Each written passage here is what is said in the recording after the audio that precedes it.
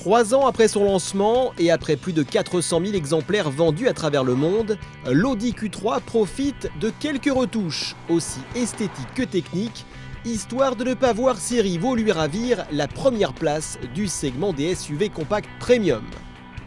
Et pour prendre un minimum de risque, l'Allemand évolue en douceur.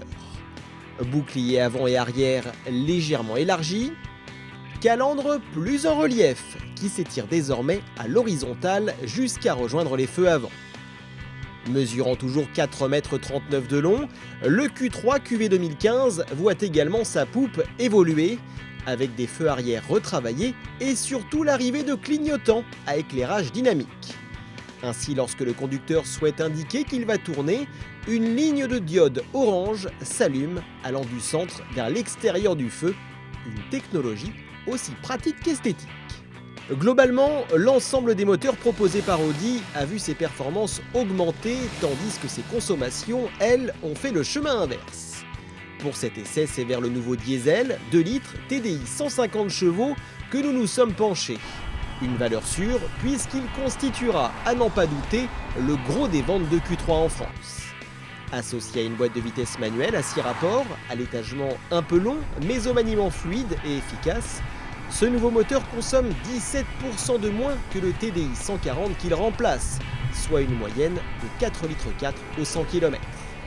Quant aux performances pures, avec 150 chevaux disponibles sous le capot et 340 Nm de couple, pas de mauvaise surprise. Les accélérations et les reprises sont énergiques, à condition d'évoluer à plus de 1500 tours minute. Reste une sonorité peu ou pas travaillée que l'on regrette toujours sur un modèle premium, même s'il s'agit d'un diesel. Avec sa position de conduite surélevée et son châssis très bien équilibré, l'Audi Q3 2015 est toujours aussi agréable à emmener. Certes, son rayon de braquage au-dessus de la moyenne n'est pas son point fort en ville, mais pour le reste, difficile de lui trouver un défaut. Malgré ses 1485 kg sur la balance, le SUV allemand ne prend quasiment pas de roulis. Sa direction est précise, tandis que sa motricité est difficile à prendre en défaut, même en version 2 roues motrices. Quant à l'habitacle de l'allemand, hormis un peu plus de chrome que par le passé, il n'évolue pas. Peu importe, il est toujours aussi accueillant, bien fini et confortable. Nous aurions aimé davantage d'espace de rangement et un peu plus de gaieté, mais un restylage de milieu de vie n'est pas le moment propice pour de telles modifications.